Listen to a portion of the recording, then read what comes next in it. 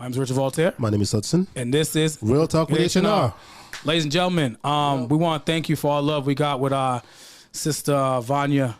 It was great. It was a great episode. It was such a positive reception, man. It was pretty tight, right? It got real at the end, man. Everybody's talking about it. It was like, ooh, I like this. It got real. So, honestly, guys, she said 100% subscribe to this podcast. Subscribe to your boys. You know, we're trying to bring a lot of positive things out there. You know, it's really great.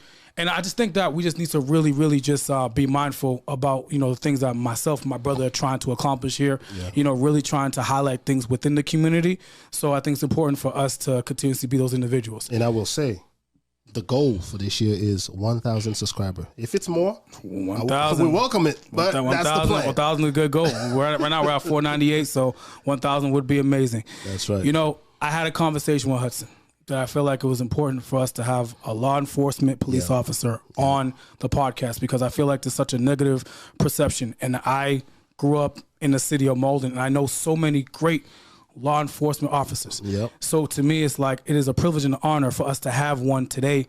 My boy, you know, I gotta read off this little introduction that I started. You know, I gotta read it. You know, intro. I put it on Facebook, you know, but I can't memorize it. I'm getting old now, you know. So Officer Charles Washington, his resume is very, very impressive. You know, information. Yes. He was well, I say he is a devoted husband. Mm-hmm. He also, you know, was in the United States Infantry Guard. He was in United States. Is also a contributor to his community. He is a man who is about the people. Yeah. He does basketball. What's the thing called? Neighborhood basketball from Malden. He is always present when you need him, and always a helping hand, an individual that serves his community at all times and is always literally upholding the law. Wow. This man, Charles Washington, officer. Sorry, let me call correct. Say it right, man. Officer Charles Washington. Let's give him to him, baby. Good to have my you brother. Here, welcome to the podcast, my brother. You know, yes, podcast, man. Thank you for having me. Honestly, I'm honored to have been invited here. Good to have you, man. So, everybody has their journey, and I just want to know what led you to wanting to be a law enforcement police officer. If we're gonna get real for a second, let's get it. If we're gonna get real for a second, this is Real Talk with H&R, baby. That's what we do. That's what we do. Yep. I feel as if when I was in high school, I was a little lost. You know, I had no real direction of what I wanted to do or what I wanted to have happen when I graduated. So, you know, by the grace of God, I graduated. You know, nice. I didn't make it easy for myself, but it happened, and I'm appreciative of it. That's when, you know, I spoke to my family members. Like, I have my uncle who served in the United States Army. You know, nice. At the time he was in for, I believe, 20 years then. Wow. You know, and, God bless him, man. You know, I had a friend who wanted to go into the Army National Guard, like, together, you know, that I worked with before. And he kind of like pushed me into, like, kind of like pulled me into it. And with the, with the support from my uncle, like, I went in, and honestly, I think it was the best thing that happened for me, because the military gave me that direction, and it gave me a sense of purpose of being a part of something, whether it's a small part or a big part, it's a part of something bigger than myself. And that led me to being a police officer and getting back into the community that I grew up in, and trying to work in the community and give that time back. Wow. That's so dope. Wow. That's so dope. I mean, listen, man, I remember back in the day, you know, I wanted to join the army, or even trying to go, you know, to become a police officer. But when I brought that to my mother was like, no. No. But did you ever have family members that says no to not do that? I did not give my parents the chance. He's like, listen, I'm doing it. Y'all gonna find out after I'm in the academy. Listen, if I'm being honest, I enlisted, and I think I told my parents maybe like 2 months before I was going to boot camp, like, listen, I know you're not going to be happy, but, you know. Oh, wow. My mom was upset. Of course, you know. Yeah, of course, My mom was upset, but she understood, like, that I felt like I needed to do this for me. And she knew, and she understood. So she got supportive. She got over her the fact that she was upset, but then she became really supportive at the end, and she's been that way ever since. Oh, nice, nice. Because in the society that we live in, a lot of people is like, man, we don't deal with po-pos, man. We don't deal with people, and the blues, the people on the blue, because there's what I call a misconception, especially when you're a cop, you are seen in a negative way. It depends on maybe where you're from or the city where you serve. So how do you, which mindset when you come in, and how did you process, okay, I'm going to be this for this reason, but I got to remain who I am as a person. So how did you balance the two, knowing that it's behind your parents, you enlisted yourself and stuff like that. So were you prepared, or was it just something you just jump in it? So when I signed up to take the police exam a couple years after I came back from deployment. And that is something I jumped into. Like, my parents, when my mom found out, my father is a laid back guy. He's always going with the flow. It's all good. Go with the flow. Oh, you want to enlist, man? It's all good. You want to shoot people? It's all good. He was like, listen, do what's best for you. Like, my father's always been like a do what you feel you have to do kind of person. My mom was always the warrior. Yeah. So when I told her I was going to become a police officer, she was very concerned, because she was like, that's such a dangerous job. Like, and I understand that. But for me, I have to say that when I decided I was going to be a police officer, and the way I could stay true to myself was, I've always been a patient person. And I've always been the, not the voice of reason, but I've always been willing to hear people out. Right. And I carry that now. Like, if you're having an issue and you're panicking, it's my responsibility to, one, let's take a deep breath. Yeah. Tell me what's going on. And that's kind of like how I approach everything. Like, let's calm down together. Let's both breathe together, and let's talk about it. Wow. We're about to get down to the nitty gritty. You feel me? Because we need to keep it real. Like, I know people want to hear, like, how people got questions about, police officers. There's such a negative perception about law enforcement officers. Like, racist cops or police brutality. We take an isolated incident and just say, okay, well, that's just how it is. Yeah. And that's not how all police interactions are. Are there certain trainings, or what do you guys do to destroy those stereotypes, and what is being done to avoid and detract those situations? So before we jump into all that, I do have to say that these opinions are my own. Opinions, Yes. okay. These opinions and thoughts are my own. Yes. Yes, sir. Not a representation of the department I work for. Right. But as for the trainings, we receive training. I can't speak for departments in Nebraska, Alabama, Minnesota. Like, I can't speak for those departments, but I know within the department that I work in, we receive training yearly. It's not something that it goes on that we're not receiving training. It's constant training. Like, we have trainings where we're put in intense situations to learn how to deal with that regularly. Okay. It's something that, it takes like a specific kind of person to be able to be calm under pressure. And that's what happens in the academies. They mess with you all day to get you to be able to keep your calm and cool and be able to function in a situation that would, be intense to most people. That's dope. Well, No. That's dope. No, see, but the thing about it is that needs to be said, because a lot of people feel like, oh, well, they're just going out there and they're just projecting their day. Maybe their wife is mad at them. Maybe they didn't get some. They're mad at us. Like, you know what I'm saying? No, I'm serious. Like, no. So a lot of people. So the fact that you're telling us that there's yearly trainings, that's imperative, because a lot of people don't think that there's enough being done. So the fact that you're saying that, that's crucial.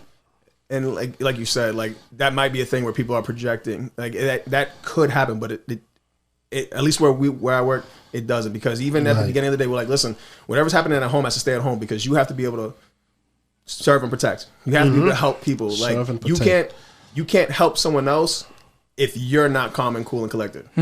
If you can't de-escalate a situation, then you're no use to anybody there. That's real. But among the police departments, we like, tap out. There's always two people that go to a call. At least two people that go to a call. Tap out. I'll take care of it.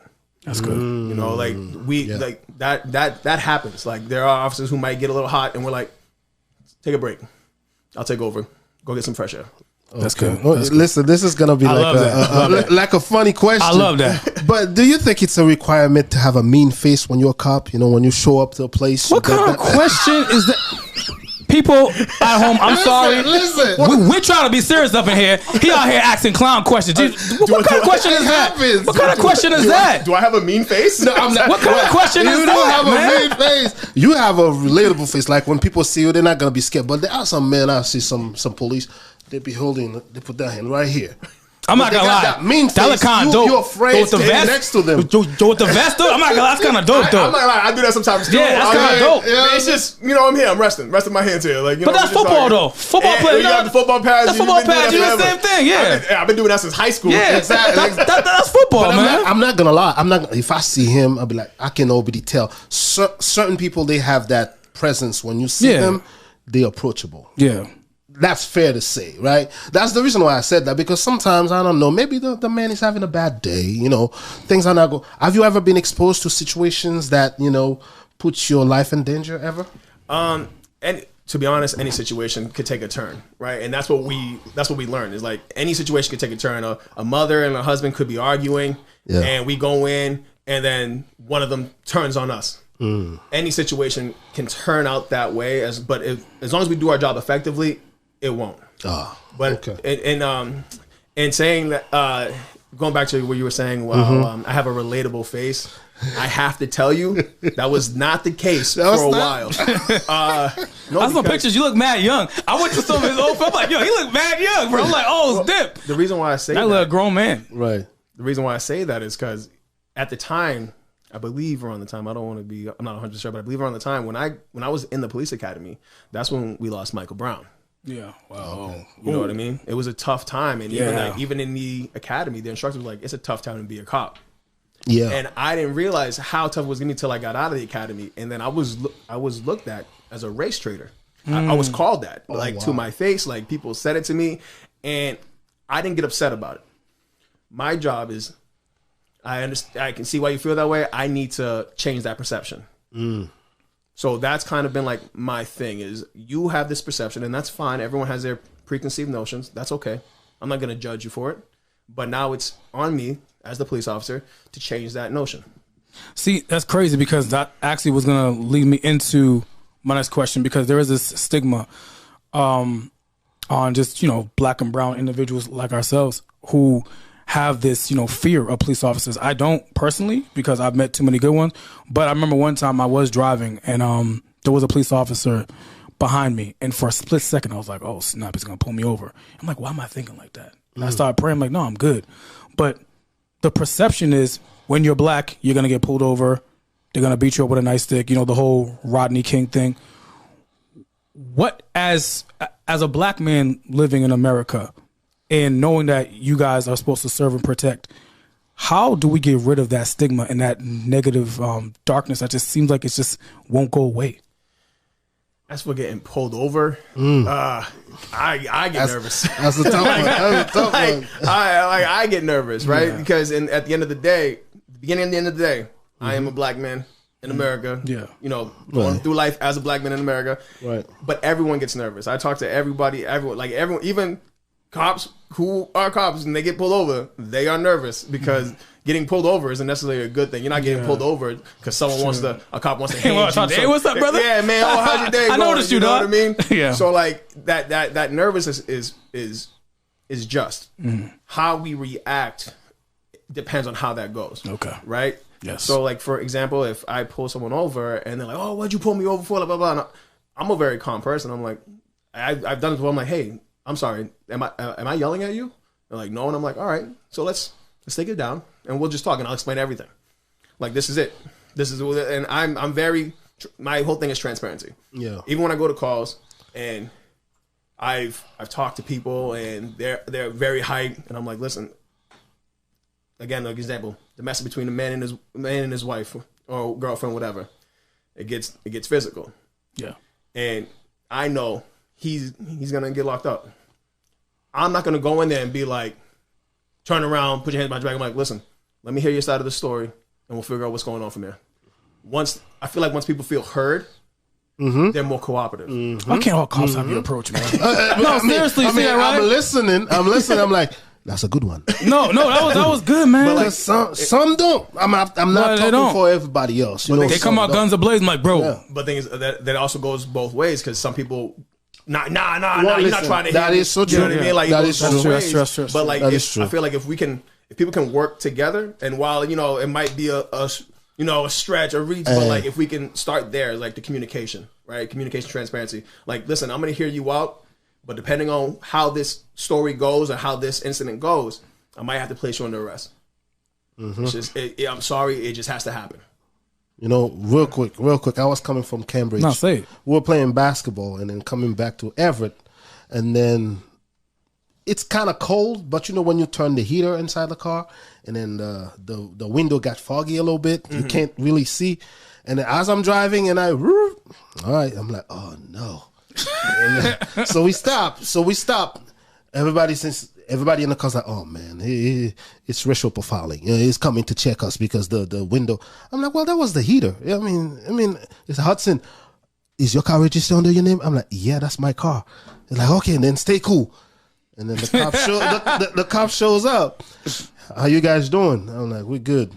License and registration. So I'm like, I'm taking that, give it to him. He's like, where you guys coming from? We were playing basketball. Where you guys going?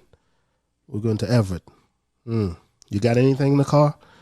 So some of my boys starting to say, that's too many questions. I'm like, what? I'm like, listen, man, don't get me in trouble. Okay? Trying to make it home, though. Shut up, man. My goal is to get home. You know what I'm saying? There's always one person not trying to jack it up. So I got you. Shut up, Johnny. So basically, I give him my papers, and he goes back. He checks the car. He checks my insurance, and everything was good. And then he brought it back and said, "Okay, go on your way. You guys good." Look at that.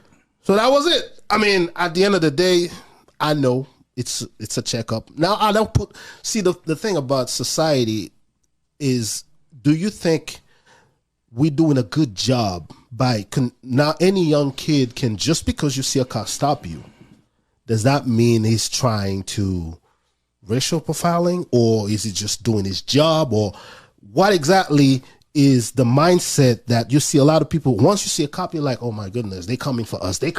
You're going crazy about it. That day I was calm and collected, but I've seen cases where people starting to answer, just like you said, started to fight the person even before the cop asked questions. It seems like it's the result of the conditioning of the society. So you as a cop coming in, because you just give yours because you're part of the good one, but there are some there are yes. some cops that I've seen. They don't do what you just said there. They just come straight as if it's a confrontation, and you have no time for you to even speak or say anything. So how do you guys see that? If you have there's always a bad one, but I'm not gonna say bad one. But do you guys check each other sometimes when things like that happen?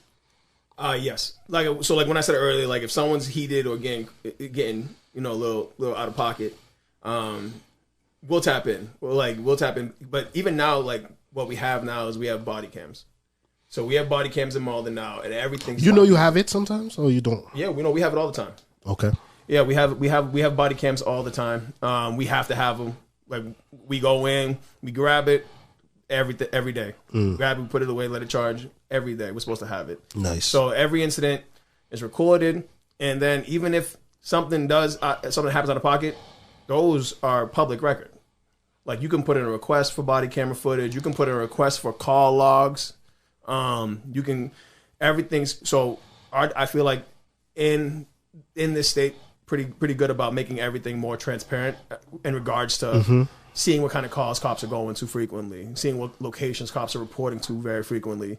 You can you can put in a request for body cam footage to see like, oh no, I think this cop step was out of line with me. Right. You know what I mean? That stuff's all accessible. So I believe that holds police officers to a higher standard now. And I remember when we were voting on whether or not to get body cams, I welcomed it. Yeah. I was very vocal about it. I was like, bring on the body cameras. right? Because now these are going to record every incident, and people are going to see how we're treating the public. Right. And I feel like that's important. Right. So on that note, February is a Black History Month. Yeah. Although everybody right now is like, hey, it's all about the blacks. We doing what we do. What advice do you give young people that's probably going to watch this podcast? What advice you give people, especially when they get pulled over? A cop is stopping you for whatever case it is. What advice do you have for people when you get stopped by a cop? I would say, even if you are nervous and at the moment you might be scared, do your best to be calm. Do your best to be able to talk. Yeah. You may not respect the police officer. You may not respect the profession. But if you can show respect to the person and that person can also return that respect, it's a smooth transaction. It can be a smooth process. Yeah. Right? My whole thing is if both, because it's always, this is how sometimes it can go. You're like, oh, why'd you pull me over? Like, I didn't do this, I didn't do that. And the cop's like, no, you did. Like, I saw it. Yeah. Things might get up. Like, all right, you know what? Stay right here. Sit tight. And now the cop is going to look to write you a ticket or something, But a lot of times cops can just let you off with a warning. Yeah. I have a couple warnings, but like, I'm a good driver. I'm a good guy. You know what I'm saying? Well, like I said, I feel like if you can remain calm. Yeah. If you can remain calm and talk to this person as if, you're talking to a family member. Like, just remaining calm is the key on both ends. On both ends. I've gone a long year, a long career without having to fight anybody. Yeah. That's great. I haven't had to really fight anybody in almost 9 years. I know it's just bad people look at you. I don't think they want to be like, I'm about to fight Officer Charles Washington. Don't start something you can't finish. That's a losing battle. Look at him. Yes. Look at him. You know you're going to lose that battle. Like, there's no one going to try to just fight you unless you're a UFC fighter. I'm like, try. I'm like, look at him like, nah, I'm also, you got that, brother. You got that. No, so from being around you for the past 3 years, and you're very active in the community. Extremely active in your community, especially in the school system. And I see kids running towards you, flocking towards you all the time. Why do you think it's so important as a law enforcement officer to just be active? You do neighborhood basketball, you're active in the school systems. Why do you think it's important for you to be present, within those particular spaces?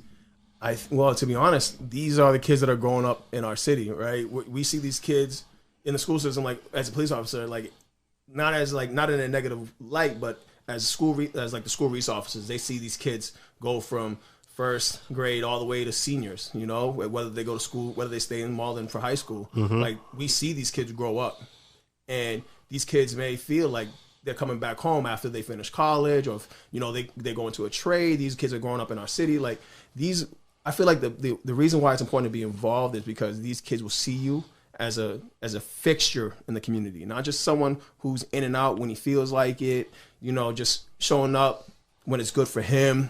But I feel like it's important for them to see that you're a fixture in this community, right? The kids that see me, that have seen me, have been seeing me. Like you said, I do the Junior Police Academy, I do the Max Singleton Basketball League, I do the Malden Neighborhood Basketball League. Whenever our SROs plan an event with the kids from the high school, like, We've done volleyball with the kids. We've done ultimate frisbee down at McDonald Stadium. We've done flag football. I love ultimate frisbee. Mad fun. I didn't even know about ultimate frisbee until we played with the high school kids, and I realized mad fun though, right? Yeah, I realized I was not good at it, but, but it's. I feel like being involved in the community lets the kids know that you are a fixture in the community, and you're not just there when you feel like it. You're there for them all the time when they need you. This is my last question for you. Oh, well, actually second to last, because of course I got to ask Hudson to last. He's an officer. He might not be able to answer the second to last question. Well, the very last question I meant. No, but in all seriousness, what would you tell a police officer who's up and coming? What advice would you give, or just an individual that's a veteran and who are engaging, just not upholding the badge correctly, just saying like there's always something going on, there's always something negative with this particular person, because you're somebody who literally upholds that badge, you literally serve and protect. What advice would you give to individuals who are not doing it correctly? I would pull them aside and let them know, like, this is the way you're doing things isn't right. Mm-hmm. You know, it's not. We are here to, like the car, like it says on all of our cars, all of our cruisers, serve and protect. Yes, we're here to serve the community, and we have to do that. We have to be good at it. Like, it takes time. Like, you're new, and I understand that, but if you're going to be in this community and you're going to serve this community, you need to know the community. Yeah, there you go. You have to be involved, right? Get to know them, because the way you may be acting towards them, because they don't know you, right? Like, I've had plenty of incidents where I've had kids come up to me and, you know, they'll be like, oh, this is about to go down. And I'm like, all right, I'll be there. Like, I'll keep an eye on it. You know, awesome. Like, it's a matter of being in the community, letting the community know who you are. And that builds trust. Putting the time in builds trust with your community. That's right. And then they're willing to talk to you and willing to reach out to you. And if they have any questions, even if they have any questions in their personal lives, they're willing to reach out to you because they know that you care. Yeah. That's awesome, man. It's man, listen, man. It's beautiful, man. We got the last question. It's beautiful. This is my last question now. You know me, I mean, I ain't got no problem with the law. You know what I'm saying? Because I follow the law, okay? I never got in trouble. Got a few tickets. I was speeding one time, but I wasn't going crazy. They gave me a warning because I have a clean driving record. You know what I'm saying? So why do you keep talking about your driving? I'm sorry. That's right. You keep talking about your driving. What's going on with your driving? I'm not trying. You keep telling me you're driving all the time. Are you a good driver? You know I can't pull you over out here, right? What's going on here? Like, I don't work out here. Hey, he must be doing something. Remember the face? So I know him. No, he must be doing something on the low. He's like, I'm a clean driver. How many times he has to remind you that he's a clean driver? Like, you nervous, brother? What's going on, man? You know, to be honest, all I gotta say, we can make mistakes. You know what I'm saying? And we all people at the end of the day, and we respect the work that you do. You know, I think often in time we don't take time to, you know, say thank you to those who serve us, you know, to help us, and we more focus on the negativity, what's going on out there. Oh, those cops and they know good stuff like that. You know what I'm saying? So we gotta learn, people that are listening, learn to appreciate people that's helping you, because if there was no cops or no police around, and society will crumble. You know, people will do whatever they want. You know what I'm saying? So I just wanted to say, you know what, thank you for what you do, man, and may God continue to bless you, to keep you, your family, you know, what you do, man, and keep being who you are as a man. I'm not even gonna say as a black man, as a man. You know Period. What I'm saying? And then your family, take care of what you need to take care of, and keep being the person so that people can always rely on you. Mm-hmm. All I'm saying, when you see me in the street, say, Hudson, man, I know you. You know what I'm saying? He's got a clean driving record. Clean driving record. Now, we taking a badge off real quick. Charles Washington, we're going to take the office out real quick. Yeah. As a black man, we asked this question to all of our minority guests. Most of our guests are minority. Black History Month, we got Do you know, black people, I'm talking about the settings, just chilling with your boys, talking with other people. Do black people, or just minorities, even Latinos and Latinas, do we have the N-word pass? Wait, what? He has to. Do we have the N-word pass? Like black people? Yeah. Do black people, Latinos, Latinas, do we have the N-word pass? Just talking to our boys, whatever. Talking to our homies. I mean, you know what I'm saying? On the phone, whatever. I'm not talking about like you'll be little. So I'm talking about just like talking and chopping it up with your homies. Yeah. Do we have that pass? I think amongst black people, yes. Okay. If you're saying Latinos and Latinas, maybe like Afro Latinos, Latinas. Yeah, you know? Yeah, I feel like I feel like if you've never. And this is on a real note. I feel like if you've never experienced the negative connotation of that word, right? It's not in your place to say that word, okay? Right? Because a lot of people will say that, oh, we're taking the word back, yeah, right? Like they'll say, oh, we're reclaiming the word, right? In a sense where, like, if you've never been hurt by that, if you've never, been offended by, like, that's not your place. That's not. You got to stay in your lane. That's not real. Your lane. Stay in your you better lane. Preach this thing, brother. Preach it. Let them know what's up, brother. I love asking that question, man. I don't know. I just love that question. He does that now. That's the last question. Ask everybody. I don't know why. Because I'm just interested in what people are saying. Reaction. I was like, wait, what? No, exactly. But Officer Charles Washington, has been an honor and a privilege to have you on here. You brought so much insight, and you truly are the perfect example of upholding the law, and you do serve and protect. I can honestly attest to that. Yeah. Because I work in the city. Well, I don't work in the city, but I'm around the city where you serve and protect, and I see it with my eyes. So I want to thank you, man, for all that you do, for your department, and how you've been just a shining light upon the entire city. Now, before you go, you have experienced the H&R show. I have. I wanted you to know, to tell the people at home, should they subscribe to this podcast? Most definitely subscribe. Did y'all hear that? An officer of the law, okay? Of the law. You gotta respect the law. The law law rhymes with Lord, okay? Okay. And Officer Charles Washington said, y'all should subscribe. So subscribe, support your brothers, okay? If they don't, send out tickets. Listen, it's gonna be a problem. You better subscribe now. Y'all gonna be in trouble now. So this has been the H&R show. We thank you so much, guys. God bless you. Subscribe, enjoy, and I'll see y'all next time.